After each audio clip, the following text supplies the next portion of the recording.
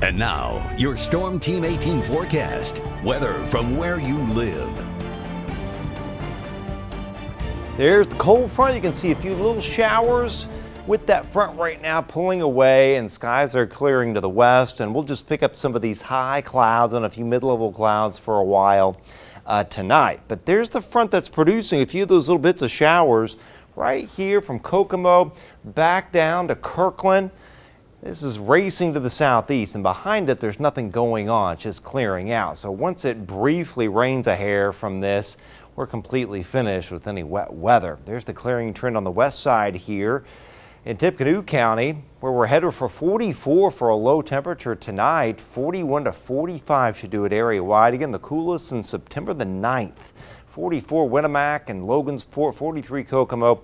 We'll get down to about 42 at Fowler. Tomorrow's a 68 to 75 degree day. Really beautiful, lots of sunshine around, the wind slowly turning to the southwest, and a comfortable high of 72, upper 60 southeast, but the rest of the area around 70 to the mid-70s. On Thursday, warmer still. The wind picks up from the southwest after a little patchy fog and some 40s in the morning.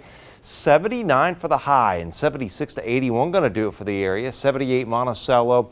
We'll get up to about 80 at Attica and Pine Village, and 76 Logansport down to Burlington. And then begins this very long dry stretch. Now this is good for the harvest indeed, but there's no strong signature of any decent rainfall right through the 20th of October. We may have to wait to the very end of October and even in, or perhaps even early November, before we find a decent, fairly good soaking rain in here. So the fire risk will be going up over the next few weeks, and also our soils are going to be losing moisture very, very rapidly. So many days without any rainfall ahead.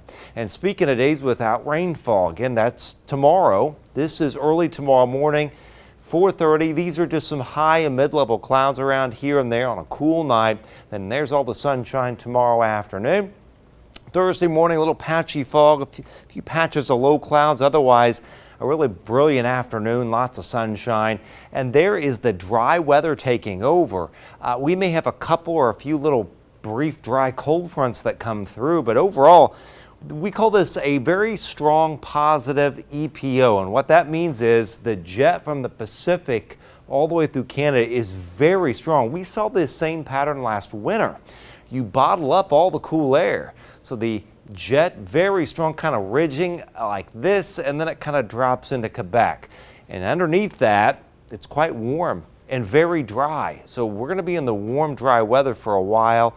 What we'll be watching, though, is potential tropical storm or hurricane or two that may impact the Gulf Coast. So we got to watch Texas, Louisiana, Mississippi, and eventually we may have to watch Florida once again. You can see how active and disturbed this area is. Gulf of Mexico, the Atlantic, even the Pacific. But look at that. Look how dry it is north of that area. Again, huge ridge, very warm weather, dry weather up towards our area. And you can see that in the 10-day. You know, the normal high is about 70, 71 now. We are above normal. We're 79 Friday, Saturday 75, 47 in the morning, 79 on Sunday. Great for the feast over the weekend. 74 again Monday. We got another morning in the 40s Tuesday, but it's near 80 by afternoon. And then we surge well into the 80s after that, perhaps even some mid and upper 80s down the road.